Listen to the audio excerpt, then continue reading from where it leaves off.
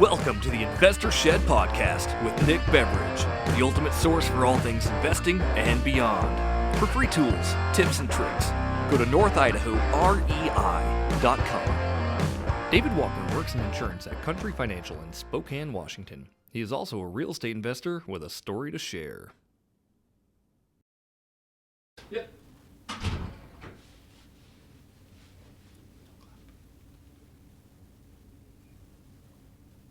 Hi, David. Hey, Nick. How are you? I'm good. I'm trying to make you as uncomfortable as I can. Is it working? I'm fine. Yeah, I'm in sales, so it's... Oh, okay. Yeah. Should we do a handshake? Sure. Good to see you again. Good to see you again as well. It's been a while. Yeah, since last Thursday. Gosh, I know. It's been a long time. It's been a long time. Yeah. So, tell me all about David, if you don't mind. Okay. And could you start at conception? Okay. First 7 years in California, Southern California. When I was 7, parents moved up to Boise, Idaho. Okay. Lived there in Boise, Eagle, Idaho area. Lived there until I was 17. Dad told me you need to go to college, which I kind of already knew, but he really pushed me to go out of state. So I ended up going to Eastern Washington University in Cheney. And moved up to Cheney when I was 17 and ended up double majoring in business, marketing, and management from Eastern in 2010. Kind of bounced around the state a little bit, and then ended up back in Spokane in 2017. So, all right. Yeah. Great interview. Thank you. You're welcome. I'll see you guys later. All right. Bye. Thank you. No. All right. So, David Walker, you're with Country Financial. Yep. You are an investor yourself. I am. So you walk the talk. It's not just in your last name. That's right. Yep. Good joke. Tell me about real estate. What got you interested in real estate? What was your first transaction like? Sure. So actually, I kind of stumbled into real estate, happen chance, back in 2011 when I was basically kind of had an established job at the time, which is totally unrelated to what I do now. But I was living in the Tri-Cities, and I thought, it's time to buy a house. I wanted to take that next step in life. So throughout that journey of looking into properties, that sort of thing, I really didn't know where I wanted to end up long term. Mm-hmm. And I thought, what if worst case scenario, I lose my job and my spouse loses her job at the same time? What would we do? And I was just basically playing. I was coming at it from a scarcity mentality. I've kind of always been in that mentality since I graduated college. Yeah. I've always been like, somebody's trying to work 24 hours a day to take away what I have, so I have to work harder than them, that kind of thing. So anyways, I kind of just stumbled onto the fact, why don't I rent out a room? And then that dovetailed into, well, why don't I just buy a multifamily place? I had never considered real estate investment. I had no knowledge. I just thought it was a great idea. So this is an idea that you just came up with? I just came up with it on my own. In a book? You didn't Never go to a read seminar? a book. Exactly. Yeah. This just came to you naturally. Yeah, and I thought I was Basic just the instinct. sharpest tool in the shed, and come to realize that there's a whole community that does this that I found out years later. It is pretty brilliant just to come up with it on your own, though. Right. Gotta admit. I was just thinking, like, worst case scenario, it's, the mortgage is supplemented by somebody else. Mm-hmm. We live in one side. And throughout that process, we ended up buying a duplex, and we lived in one side, for 5 years, and rented out that other side. And that fast forwards from 2012 to 2017, and that really set us up. Go ahead. So, sorry, could you elaborate on what that buying process was like? Did you use an agent? How much did you pay? What was the mortgage? Used an agent. What'd you get? Yep, used an agent. The purchase price was, I believe it was $154, $149, somewhere in that range. We did FHA, so 3.5% down. Nice. Had PMI. My mortgage, I think, was $960 all in. And when we bought the property, the tenant was paying $650. Okay. Her side was $650 At the time. at the time. And to be honest with you, I'll just squash that right away. We never ended up. I think I raised it to like $675 or $700 by the time I left. Again, no real strong background in real estate. I just thought this was a great idea. She was also on a fixed income too, and she'd been there. Before you go any further, she'd been there since 1990. Oh, okay. So you inherited this tenant when Yes. you bought the house? Yeah, in 2012. Okay. She moved in 1990. Wow. So she could have bought the place like 2 or 3 times over with her. Yeah. Anyway, so I didn't really raise it. She was just this little old lady with a chihuahua. She's very clean, very quiet, and I didn't want to rock the boat too much. And I was naive. Also, I just didn't know how the process really worked. I wasn't working with a property manager or anything like that. I could have gone out and done the research, but it just wasn't the right time for me. So anyways, did that for a long time. 2017, we saved up enough funds over the course of that whole time to put a very large down payment on a nice house for our age. At least I think so. And moved to Spokane, and we held on to the property in Tri-Cities for about 6 months, so we ran out the other side, 6-8 months, something like that. And then I found out, I did the research and figured out how to do a 1031 exchange. Okay. What made you want to sell that house? I didn't like being long distance. Okay. So you wanted to self-manage? Yeah. Yes, but more than self-manage, I just wanted to be able to see it whenever I wanted. Mm-hmm. Maybe it's a security thing. I don't know. I could have easily tasked the property manager with being able to, send me photos every 6 months or whatever the case. But I wanted something closer. Yeah. That I was going to be able to visit long term. I didn't have any plans to move back to Tri-Cities, and there was an opportunity here in Spokane Valley to purchase something, and so I did the 1031 exchange deal and got into a fantastic property. So I can give you the details on that one too. Yeah, if you want to. So that one was it's right across this from the mall, Spokane Valley Mall. Okay. Nice. Rental row, right on Mission. Okay. Purchase price was $225. It was rented for $1950, but rents were low. Mm-hmm. I bought that in March of 18, and now it's currently bringing in $25.25. And again, my purchase price was $225. So it's been. So what do you mean by that? Pretty it's stellar. Currently bringing in $25.25. $2,525 total combined is what it's bringing in. Okay. So gross rents, I guess, is how you say it. So you're getting at least more than 1%. Oh yeah. Yeah. On it. Yep. And so did you make some money on the first duplex that you sold? I did. Okay. Yeah. Yeah. About. Yeah, I did. Yeah. Yeah. We can leave it at that. Okay. Unless you want to get into it. So we put it in Tri-Cities. It was a very hot, very hot market. We bought it for $149, and 5 years later we put it up. I want to say we put it up for $210. We got multiple. No, it was like $195. Anyways, we ended up 3 days into it. We got an offer for I think $215, Mm-hmm. and through negotiations we ended up at $210. So we had some money, Okay, to roll into the new property. Yeah. And so that was stellar. So yeah. So that's kind of my story on that. Okay. So just to re-out, the first house you go to buy, Mm-hmm. you put a little bit of money down, FHA. Mm-hmm. You need about $5,000 or so. Yeah, it was like With that purchase price at the $5,500 time. or $6, something right in that ballpark. Yeah. So about $5,000, and then all of a sudden your mortgage is after the tenant's paying her portion, $400? Yeah. So you could think about it that way. We didn't do it that way. Okay. So we, my spouse and I paid the mortgage every month. I mean, it was $900. It was $450 each ish, and we just banked her money in a savings account. Okay. Every month. Through the course of time, we ended up accumulating about $10,000. Okay. And I thought, well, and this is going to dovetail into another story if you're cool with it, but for the Dave Ramsey listeners out there, I don't want to copyright infringe or anything like that, but I was very much listening to him around the 2012 mark. I discovered him on the radio. I had student loans. I graduated in 2010, so I had a bunch of student loans. Mm-hmm. And basically, I found an avenue for paying off debt. And throughout this course, my tenant, we were just saving their money, and I contacted one of what's now, it goes by a different name now, but it's called the Endorsed Local Provider. It used to be, at least. Yeah. For investing. I ended up meeting with a Dave Ramsey person, Mm-hmm. Airfingers quote,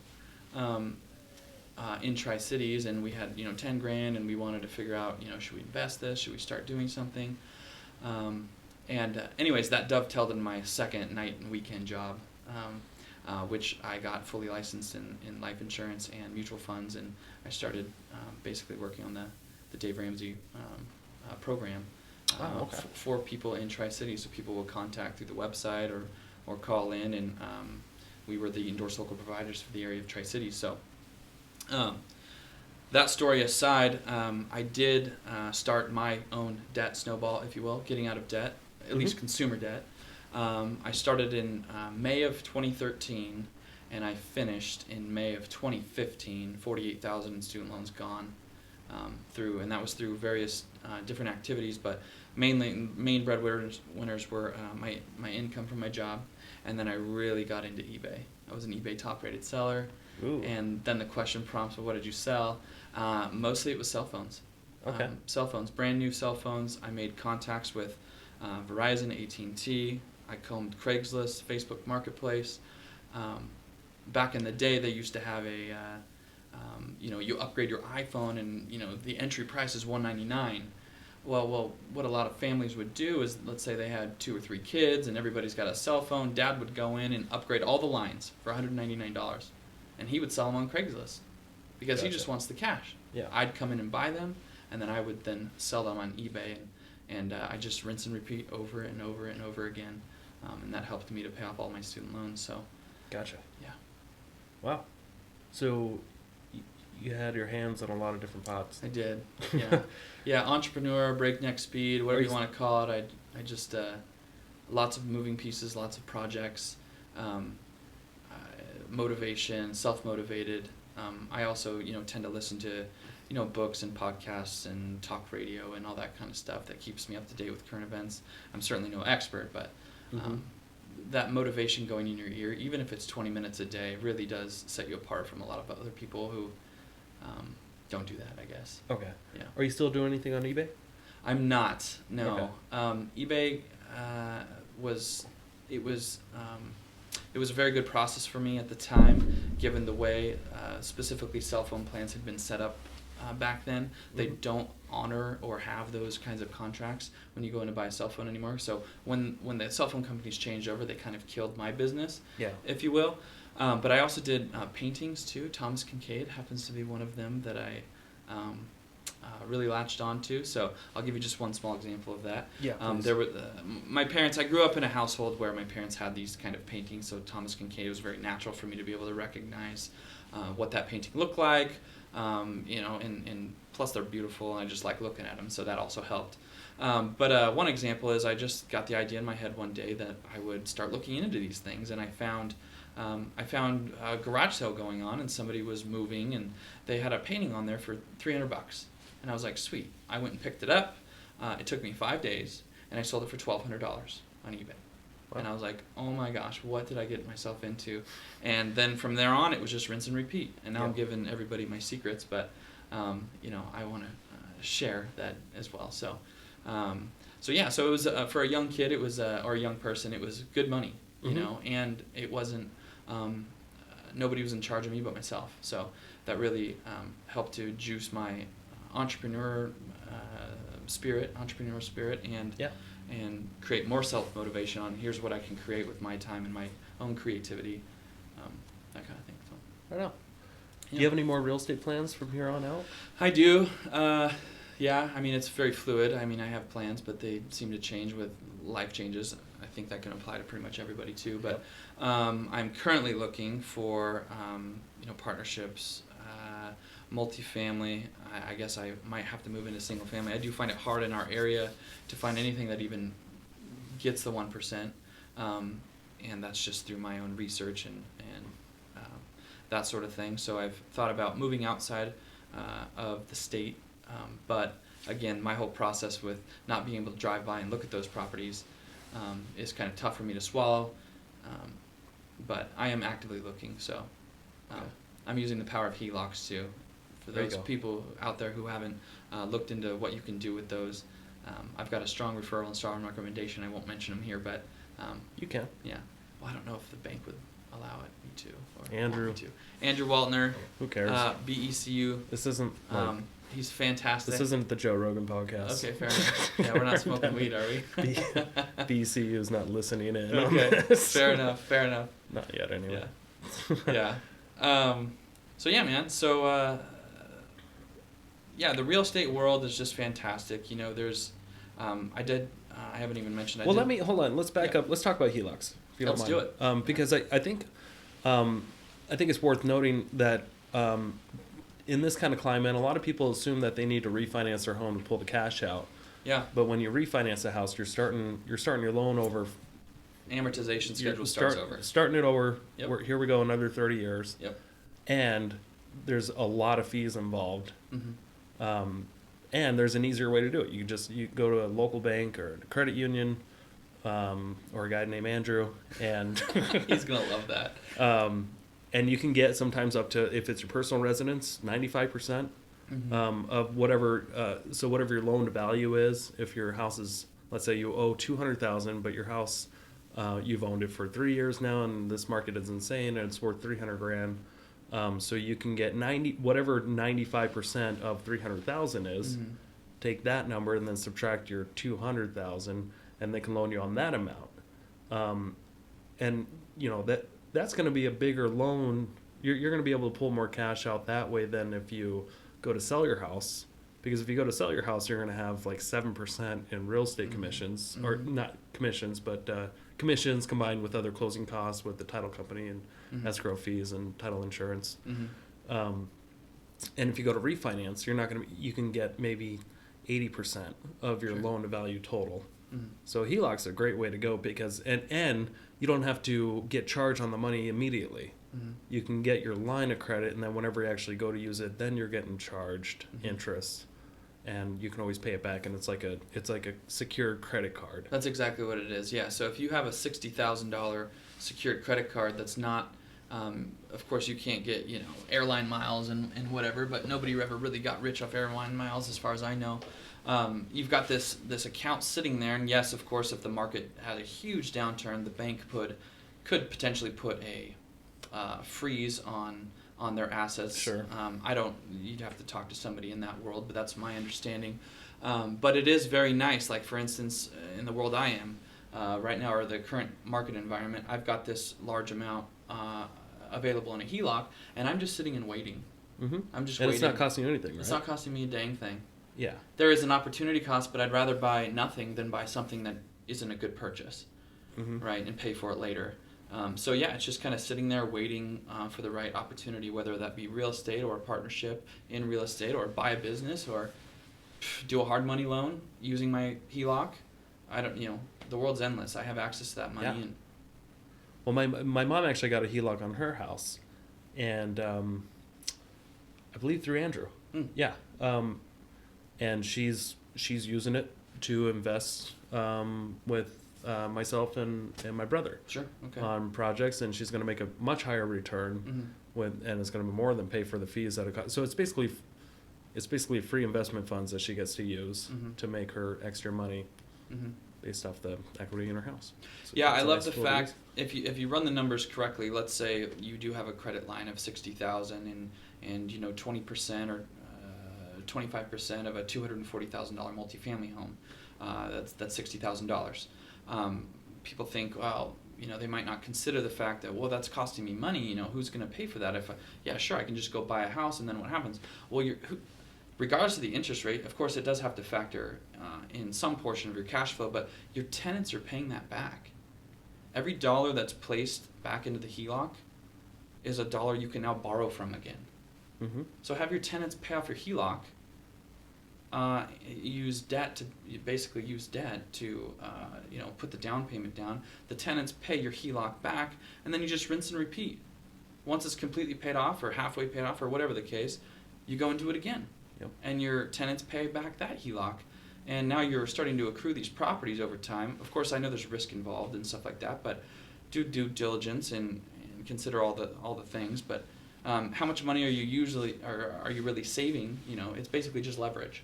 You're using leverage to buy properties and put these down payments on and have somebody else pay them back. And at the end of the day, you have 20% or 25 or 30%. And as life goes on, the tenants continue to pay down your mortgages, and that HELOC is still there available to use. Yeah. That's one of the cheapest forms of money out there. You don't get an origination fee every time you use it. Right. And you don't have to have permission every time you use it. Yep. You just go get it. Yeah. So, anyway. Yeah, it's fantastic. Let's talk about insurance a little bit. Okay. So you work with Country Financial. Yep.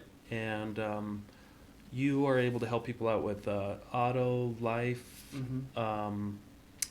other Commercial. Commercial? Yeah, so I'll do my little speech. Yeah. Tell so me. And by the way, I asked David to be here. I did not. He did not ask me. That's true. This is not paid. I've already been using his company before I ever met David, so I know how great their rates are. And I have I think 8 different properties with you guys on them. Sure. And all my auto and all that stuff, and that it's funny. Nobody here locally can touch the rates. I don't know why. But yeah, so we're in 19 states. Country Financial is in 19 states. Idaho is our newest state. That's why you're experiencing a lot of that reduction in pricing and stuff like that, because we are relatively new. We haven't had an extensive claims history here to refill the coffers. That's kind of the world of insurance. When a big claim comes through, hurricanes, tornadoes, earthquakes, yada yada, they have to refill their coffers to pay out for these claims. So hence the rates fluctuate through time with every company.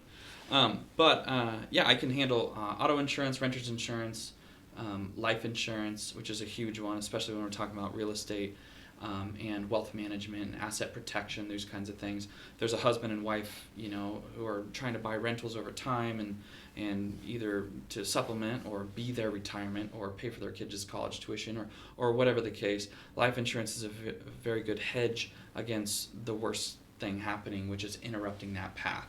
Let's say you buy a couple properties and husband and wife are doing very well, and then husband passes away, unexpectedly. Wife is left with these existing mortgages. They might be paid for by the tenants, but it really does interrupt her path of the next 20 or 30 years maybe of where she thought her life was going to go. So it's sad enough to lose a loved one, but it's now really sad to lose your financial stability if that's what he was providing. Or it could be the roles could be reversed. You have small kids at home, and now mom used to take care of them while dad worked, and now dad is responsible for finding full-time nanny or daycare or whatever the case, and using a lot more of his time to accomplish those tasks. Again, I'm not saying life insurance fix everything, but because losing a loved one is a tragedy, terrible.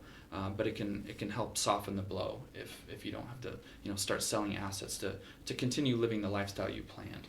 That kind of thing. Could life insurance be used outside the family? Like, let's say you go into business with somebody. Sure. And you guys are equally working on a business together, and you're in it for the long run. But I mean, if one of you guys died, the business would basically be destroyed. Yeah.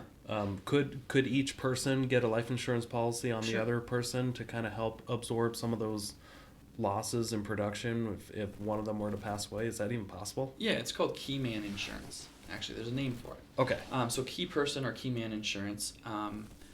It's basically business continuation plans too are wrapped up in there. So let's say Is that expensive? We see it all the time. It's the same. It's the same. I mean, it's all dependent on your health and how much coverage you want. Do you want $500,000 or do you need $3 million? It really depends on what the income from the business, what portion of that person being there working for that company or being a partner, what kind of income are they bringing in, and what is it going to cost to replace that person or buy them out? The important thing out there for key person, let's say you have two people in real estate, or let's say 2 dentists. And 2 dentists, let's say they're both male, and just for example purposes, they're both male, they're both married. 2 dentists form a business together, Toothache LLC or whatever. Yeah. Let's say one they're doing fine. 5 years down the road, the dentist passes away. Well, the wife to the person who passed away, chances are they're now the owner. They're that person, that partnership. They are named owner now, or they have the deciding factor. Well, what if dentist 1 doesn't want to deal or doesn't know how to deal with the other dentist's wife? Yeah. He now has to go into business negotiations, advertising, marketing, payroll. All these decisions have to be made with the wife, who maybe didn't even have anything to do with the dentist operation or has no idea, that kind of thing. Key person is basically to buy that person's share out. Okay. So that person now is has their full stake in what the company was worth, and she can move on. She can stay involved in the business if she wants, but she doesn't have a voting right. And that could happen. I think there's the 3Ds. I'm forgetting the third one, but death, drugs, divorce. That's the third one. It changes the dynamics of a partnership, and that's where key person can really come in. Same with real estate. If you go into partnership and you buy a 30-unit apartment building with a partner because they're a huge cash investor, do you want to, you're used to dealing with that partner, but if something happens to them, let's say they have an alcohol abuse issue and whatever the case, they pass away or whatever the case, you might not want to work with their spouse, and it's anyway, so key person is set up for that, if that answers your question. But other things we do, Nick, are commercial insurance. We are extremely competitive when it comes to apartment buildings, flips, vacant houses under renovation, those kinds of things in Washington and in Idaho. So I'd encourage you guys out there that are dealing with that to look me up. I can help you with all that kind of stuff. I really like the commercial side. Mostly I like it because I work with other entrepreneurs. I understand them. I understand capitalism. Yeah. I understand drive, motivation, why you're doing what you're doing. And because I live in that world and I just really enjoy it because I think very much like you do. So for the newer investors out there that maybe they want to go into house flipping. Sure. And they want to do their due diligence and most newer house flippers are they just don't know. If they haven't had experience, they don't know what everything's going to cost. Sure. Could you give someone a rough idea what the insurance might cost on a house flip if they're in and out in 6 months? Sure. On just the average house or the average policy that you give a house flip? It's very tough to do averages. So to get into the insurance world, okay. Insurance is based on a number of factors. One being claims history. Have they had a house claim? Okay, before? so this depends on them too. It does. It does. It depends on the LLC buying it. Do they have a history, or the person managing the LLC, or if an individual is buying it in their name, do they have claims? That kind of thing. Number two, it's going to depend on what its relation to a fire station is. If it's 50 miles outside of town, where there's no hydrant, there's fire protection code 10 or 9, it's going to be extremely expensive, no matter who you go with, because if that fires take down buildings in minutes, right? Minutes matter. Seconds matter. So if you live right next to the fire station, aka it's going to be very cheap versus living very outside of town. Other things, type of build. Is it built out of brick? Is it built out of wood frame? Those kinds of things are taken into consideration. Square footage. Is it bi-level? Is it two-level? Is it a single story with a basement? Is how big is the garage? All that kind of stuff goes into it too. So I wouldn't say that it's a boilerplate number out there. It really depends on the structure, what it costs to rebuild. If somebody has a real good idea what it would cost on their personal house for insurance, and if it was the exact same house that they were flipping, sure. Is there a certain percentage it's higher probably, it typically is it's probably, than the average policy? Yeah, it's probably at least double. Almost double. It's at least double. Okay. Yeah. Yeah, so if you have a $750, annual premium for a house, you're looking at, probably $1,500, if not more. And for is some of flip. that refundable if they're done in 6 months? Totally, absolutely. Okay. So that's how I like to pitch it too. So sometimes at closing, full, escrow wants or the lender wants the full year's worth of insurance. They do, yeah. If that happens, then that's fine. If you sell that house in 6 months, then great. We're going to refund you the remaining 6 months. Some people are doing all cash purchases for flips. I like to set them up on, there's semi-annual, there's quarterly, and there's a monthly EFT draw. So if home insurance, let's say, is $2,400 a year, it's $200 a month, which is expensive. That's expensive home insurance. It's pretty. But this is like flipped flip insurance. policy. This is flipped, and I'll explain why the cost is what it is in a second. But somebody could set up to just have an AMP or automatic monthly payment or EFT withdrawal, $200 a month, and they're going to have the policy for 6 months. So figure out the math. It's going to cost me $1,200 basically to insure this house for 6 months. So figure that in when you're going, when you're figuring out your ARV and your ARV and how much you're going to be able to sell this. What's your profit? Take out $1,200 for insurance. That's what it's going to cost you to insure for 6 months. The reason flipped insurance, some of you might be wondering, vacant properties are interesting. So we don't know if construction companies coming in there to work on the project for 4 weeks straight. If you are, Joe Schmo's going to go in there on his weekends and evenings to work on the property. When a property sits and nobody's living in it, especially overnight, what happens if Joe Schmo is working on it throughout the weekend and he leaves on Sunday? He's not going to be back into that property, let's say, till the next weekend. But there's a water leak Monday morning. Mm-hmm. Nobody's going into that property. It's going to destroy. It's going to leak for 4 or 5 days straight. And we're aware of that. The insurance companies are aware of that.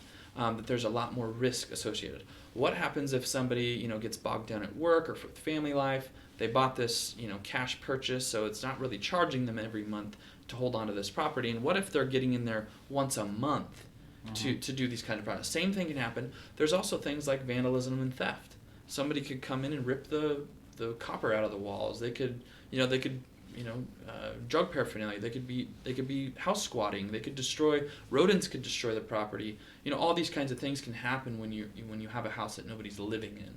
So anyway, those are some of the reasons that flipped insurance or vacant property under renovation is just much more expensive. Yeah, and it makes a lot of sense. I mean, you're much more likely to make a claim on a house that you're flipping than one that you're living in that you can maintain regularly. Hence why the premium is so much higher. Mm-hmm. Yeah. It would be the same thing as if you are insuring somebody on their auto insurance and you have, Joe has no tickets, no accidents, and is, just a solid bill pay history, that kind of thing. Their premium is, X amount. And then you have, Susie, who's got 2 DUIs and an accident on her record. Yeah. Wouldn't it be fair that she pay more? Yep. Of course it would. She's at risk. The company, based on her track record, she is more likely to get into an accident or have another DUI or whatever than, the first guy. So, yeah. Yeah. So let's say I'm a house flipper. I am. I'll give you an example. Right. I've heard your story. And I'm gonna go. I'm gonna buy this house. I let my insurance agent know. Hey, we need a binder sent to my private money lender. There's this house that we're gonna flip. Might be done in 6 months or something like that. All good. Everything's good. I get the premium estimate back. Yeah, it should be like $400 for the year. Should I be worried? If it was a flipped house and it's $400 a year, yeah, I would be worried. It's probably not the right policy. Probably not the right policy at all. Let's say my insurance agent contacts me a month later. Hey, could you get me somebody? Our provider doesn't like the shape that the house is in. Do you have any better photos? Any better angles? Sure. Is that a clue that maybe you don't have the right policy? It could be a clue that you don't have the right policy. Yes. Has that ever happened to anybody out there? We'll pause. No, we're not going to pause. But no, it's something I think this happens to a lot of people, and they don't understand that their insurance agent maybe not know to what extent does this flip property, because they can put an insurance policy on something right away. Sure. And then your insurance company won't probably catch on for a month or so. Right. And they don't realize, this is a house that needs renovation. It's vacant. Mm-hmm. Maybe we didn't get that. Yeah, some of them, every company has their own guidelines and rules, that kind of thing. I've seen some just crazy policies, and I won't name names, but some people with regular homeowners insurance will get declined, homeowners insurance because there's peeling paint on the siding in a small area. Just crazy stuff like that. My company doesn't care about that stuff. Not to say that we wouldn't fix the issue if the house burned down. Of course, you're getting a new paint job and all that kind of stuff. But there's some real sticklers out there that pay attention to some stuff that's really not all that important, in my view. So, yeah. Okay. So where do you spend most of your time dealing with insurance then? Yeah. Or are you involved in any other businesses? Because it sounds like you had your hands full there for a while. So insurance is a big part of my life now. I've been doing it 3 years now, and give you a little background too. My dad actually worked for an insurance company here in Idaho, in Boise, for 11 years while I grew up. So I kind of was in that world and then saw what he was doing, and ever since I graduated college in 2010, he kept pushing me to go into it, and I've done very well at it. Since I finally said, okay, Dad, finally, you're right. I should have said that a long time ago. But as far as other businesses go, this does keep me fairly busy. I really do like the networking aspect of it, and just being able to deal with other entrepreneurs and shed light on I very much have the leadership role of, I'm not going to tell you what to do. Like, I'm not going to tell you to do the Dave Ramsey thing. I'm not going to tell you what property to buy. I'm just going to show you what I did. Yeah. And then you can choose to follow that, or you can do your own thing. It's totally cool as long as you're doing something. I can only speak about what I've done, right? So as far as other businesses go, I'm not really doing anything other than what I'm doing in my insurance world, and then real estate investing and trying to look at different aspects. I did do a hard money loan last August, How'd which that go? was my first one. It went well. I got paid back, and it was nerve-wracking. Second time around, I'll probably do. I didn't use a lawyer. There's plenty of things that I could have done to further protect myself, but I knew these individuals, and I won't get into too much other detail, but it ended up working out great.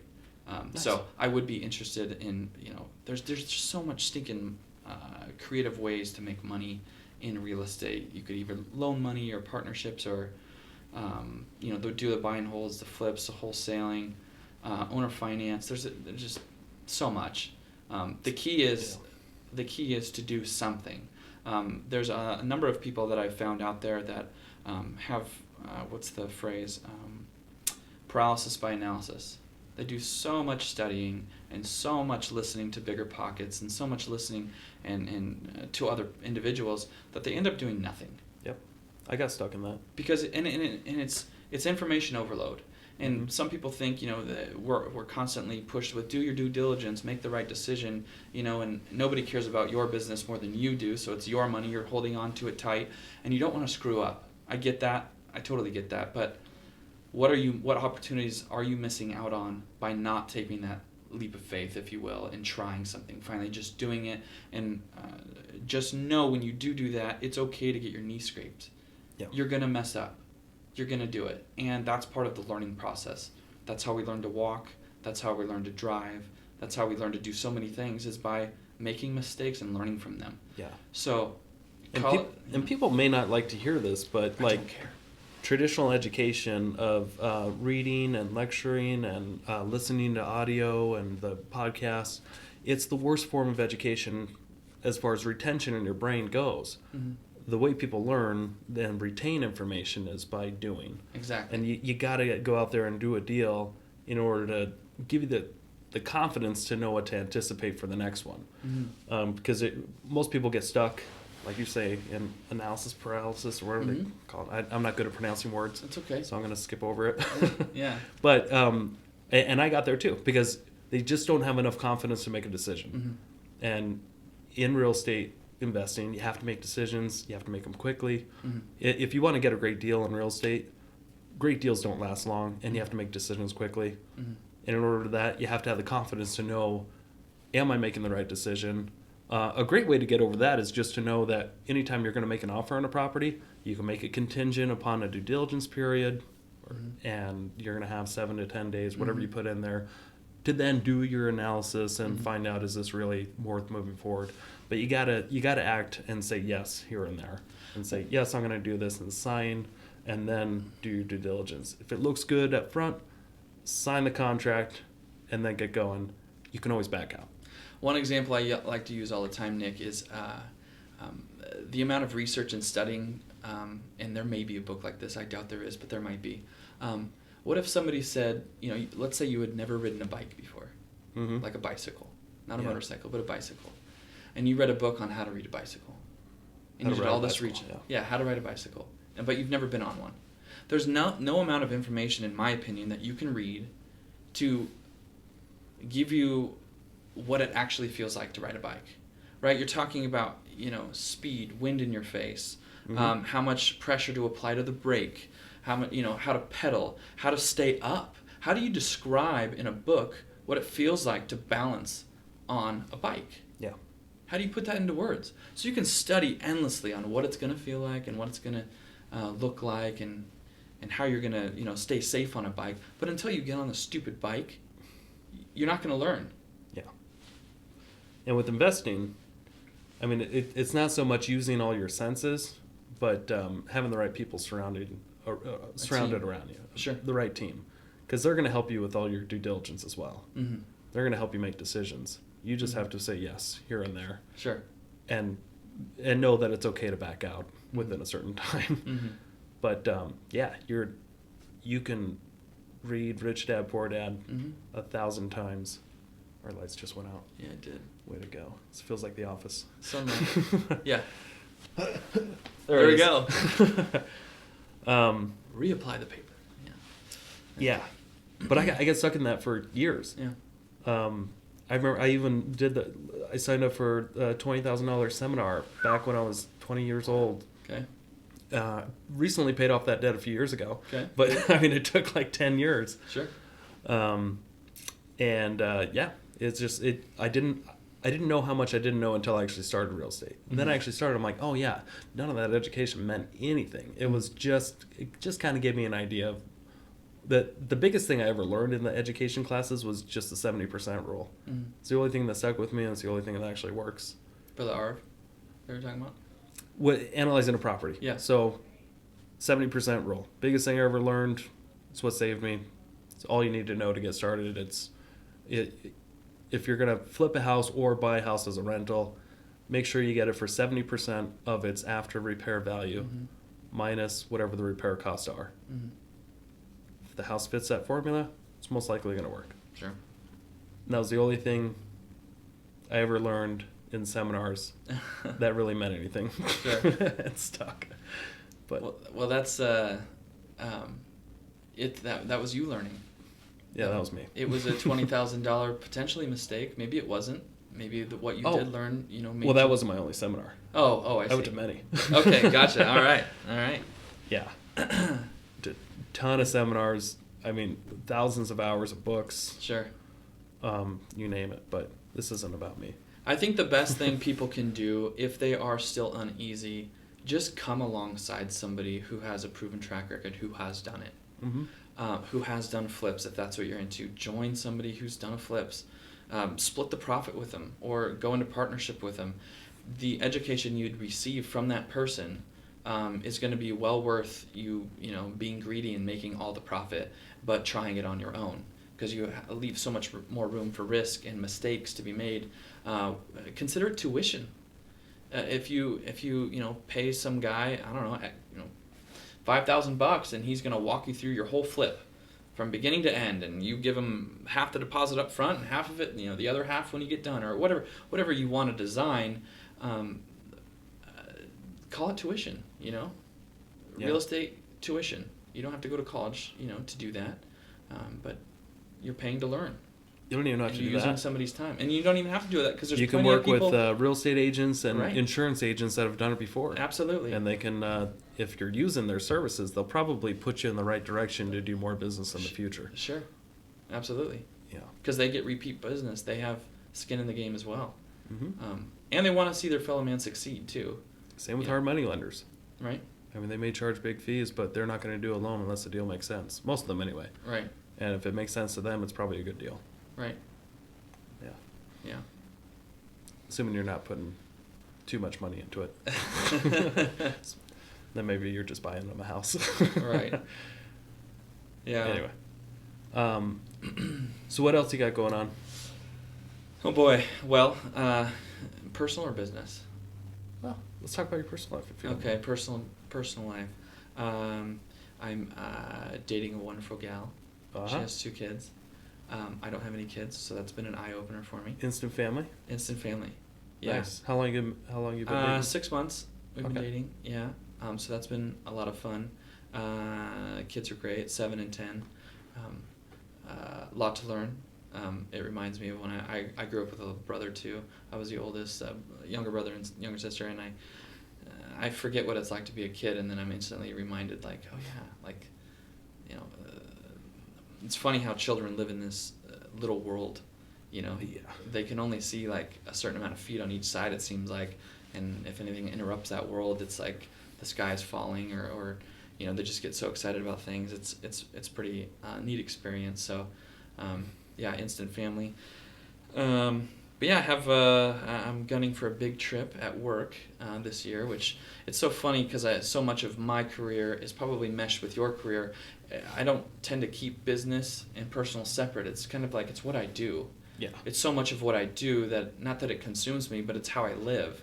I'm an insurance professional, life insurance professional, professional entrepreneur, capitalist, that kind of thing. So. So are you self-employed? I'm technically not. Okay. I will be in 2 years. Like, do you have anybody above you making you come in at certain hours? No. or We're anything very like that? we're very freedom oriented. I'm very independent. I am technically a W-2 employee plus commission, but Okay. for another 2 years, then I'll be 1099. But that's our company specifically set up like that. They offer us salary for the first several years plus commission, and then we move into pure 1099 and renewals. And if anybody wants to talk about the insurance industry alone, who might be interested in that too, great industry. Okay. I've seen it from my dad's perspective, but I've also the longevity of it. People tend to pay their home insurance and auto insurance, every month or every year. Mm-hmm. And even if the economy is collapsing, the very last thing somebody wants to lose is their home. Well, in Yeah. order to have a home loan, you have to insure the property. Mm-hmm. So I'm one of the last things to go, even in a down market. So I'm not saying it's recession-proof, but Pretty damn close. it's one of the closest things you can be, other than bread and eggs. I'm sure. Anyways, the longevity of my career, 10 to 15 years out, just with the massive amount of clients that you take care of and service and work with and watch grow up and get older, and then they take care of their kids and all that kind of stuff. It's very much like residual business in the real estate industry. What's the average time somebody spends in their home before they buy? Isn't it like 7 years or so? 5 to 7 years. 5 to 7 years. Yeah. So if you do a good job and you stay in contact with that person, they're probably going to use you again, and They do. every 5 years. And mine just happens to be less commission, but more often. Mm-hmm. Renewals come every 6 months or every year, and we touch base. Hey, I bought a car. Hey, I sold a car. Hey, I'm buying a house. Oh, my son is now 16 and driving. And you just stay in contact with these people and learn about them and grow with them, and you just be the advocate and coach for them. Insurance is a boring world. My job is to basically not be as much of a salesperson. It's just to educate. There's such a lack of education in the insurance industry. We're constantly bombarded by advertisements on TV and radio. Save 15% or more, discount double checks. It's all related to price. Yeah. It's trying to be commoditized as far as Chevron or Texaco. Oh, Chevron's 16 cents cheaper per gallon, so I'll just go there. Well, gasoline is very much the same. Insurance, in a lot of regards, is very similar, but the education behind what are you buying. Mm-hmm. I promise you right now, Nick, if you weren't already with our company and I was talking to you, I could tell you right straight to your face, I can lower your insurance cost per month. Maybe. Mm-hmm. I could promise that right now. How am I going to do that? Well, I'm just going to start slashing what you have. I'm going to take coverages away. Look, we're cheaper. Yeah. That's not the same thing. Right. You know what I mean? It should be so much less cost basis, but people don't think about that. They hear free or less, and that's what attracts them from the beginning. But it's really an education on, well, what assets do we have to protect? Nick said he had 8 homes. Well, I don't know if they're an LLC or not. I don't know if they're in his name. I don't know They're mixed. what his position is on that. What if you have a lawsuit on one that's in your name? Is it going to cause you to lose the money in your bank potentially and have to sell off these other homes that are within your name because the lawyer's really aggressive and it's going to go after your personal assets? I don't want any of that to happen. Very easy ways to improve upon those situations are to have the right amount of coverage. Then we talk about umbrella coverages and all those sorts of things. So it's so much of insurance is just price, when really it's let's sit down or let's talk over the phone on what do you actually need. Yeah. Maybe you're paying too much or too little because you have stuff that you don't actually need or you don't have enough. It really depends on. I use this example too. Like if let's say cell phones weren't a popular thing, like cell phone. Let's say it was an emerging market and somebody came to you and said, "Hey, this little object is an iPhone, and it costs It's gonna. Do you want this, Nick? Look at this. You haven't had time to play with it or anything. And you say, well, how much is it? And I say it's $1,000. You go, $1,000 for a phone? Are you kidding me?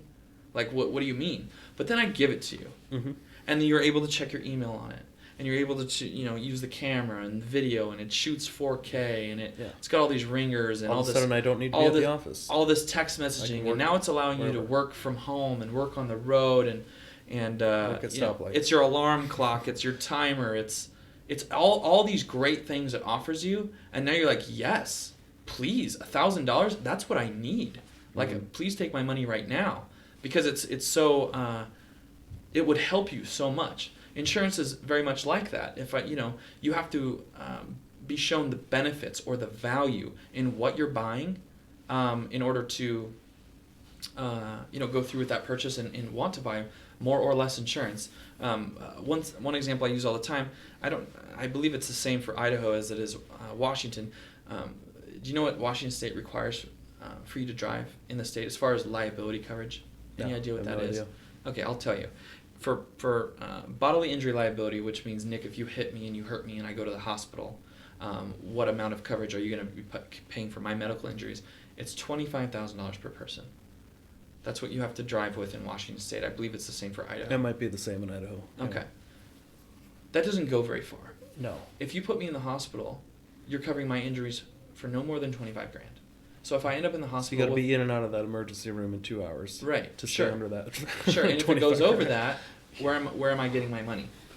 Well, my umbrella policy. Well, in your instance, yes, you do have an umbrella policy. But for the general person out there who might not know anything about insurance, they just got onto an app and they were like, click, click, click. Yeah, they just want the lowest rate. Because they only want the lowest rate because they know the police will ticket them if they don't have it, and maybe their loan company for their auto loan requires them to have full coverage insurance. Yeah. But they don't understand what they're buying, and nobody's educated them. The other example I use is property damage liability. Do you know what the limit on that is? See, I'm already boring no, it's people. Okay. No, this is helping. This is trying people to educate. People need to know this stuff. Yeah.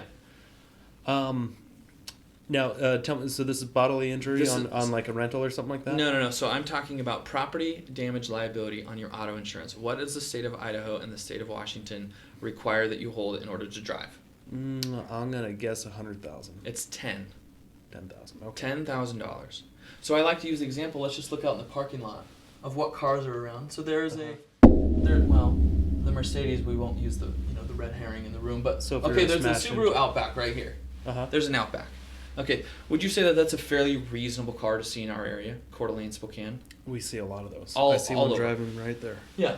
Do you know what that car costs new? $35,000. Perfect. Let's just use your example. So $35,000. So if I was driving around with $10,000 property damage liability, because that's what the state says I need to drive, and I hit and destroy that vehicle, my company, if I had that coverage, would pay out $10,000 towards that property, that vehicle, and that's it.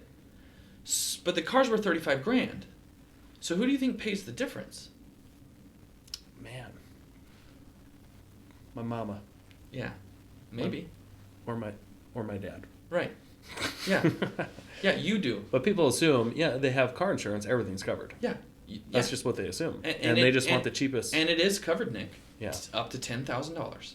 Right. Which is a joke. It's a complete joke. We see, Ford F-150s. I mean, how many cars are under $10,000 on the road? Exactly. Yeah, Subaru Outbacks, you see, I'm not even talking about Mercedes, BMW, Tesla, Land Rovers, a Tacoma's worth $40,000, 32, $40,000, something there. You know what I mean? It's a joke. And now somebody who gets into that accident, a lot of times the people buying the cheapest insurance, they don't have money in the bank. They don't have $20,000 sitting around to pay out a lawsuit, that they're being sued.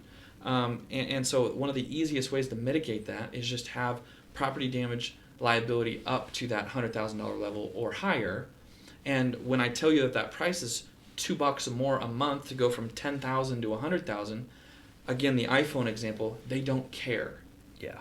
If it costs more, they just want it. They're like, yes, that's what I need. Mm-hmm.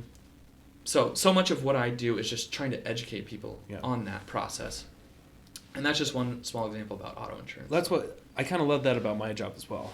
Like people, we're both in sales, but we don't really have to sell our product. Mm-hmm. Like I don't have to bring a buyer into a house and pitch them on everything in the house. They're gonna love it or they won't. Sure. I just have to educate them on the market, what's Yep. going on, hold their hand throughout the transaction process, help them in negotiating, but I don't have to sell anything. Right. People want houses or they don't. Sure. And for the beautiful part and of I my love job. it. I just get to hang out and educate them and do the best I can for them to get them. If they're selling their house, get them the highest price or get them the lowest price if they're the buyer. Mm-hmm. But, yeah. And so much of my job is I wouldn't like to say it's transactional, but auto insurance is required by the state. Yeah. So you can buy it through some guy in a cubicle on the East Coast, or you can buy it from David Walker. He lives in Spokane Valley, and he'll help you organize and educate you about all this stuff. So you kind of have the choice, but either way you have to have it. Homeowners insurance, if you have a loan on your house, Mm-hmm. you have to have it. So I can be that advocate for you to help you, pick and choose what you need, what you don't need, and also be a point of contact, the same point of contact. I'm going to know, your cars, your house, and then we're going to talk about life insurance. Because if you're, a young couple, just graduated from college, kids are on the way, or you already have them, or they're coming soon, and now you've just purchased a house together, you both are on the loan, what happens if something happens to the wife or the husband? Now the other party has to come up with the mortgage payment every month. And a funeral. And Mm-hmm. any kind of consumer debt that they might have had together, or And time off work. to grieve mourn. and- Absolutely.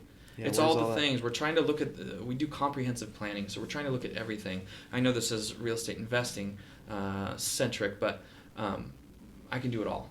Yeah. That's what I'm saying. So if somebody wanted to reach out to you, what's the best way? Best way is phone or email. So my, You want to give that can out? I put my cell phone number on here? Why not? If you want to. Okay.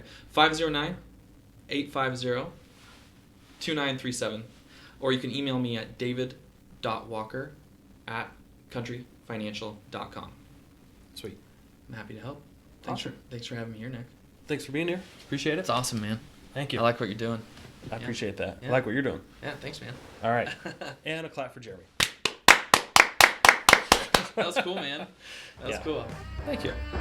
Thanks for tuning in to the Investor Shed podcast. Please like the video and subscribe to the channel for instant access to all future episodes. If you or someone you know has investing experience or stories to share, reach out to us in the comments or via email.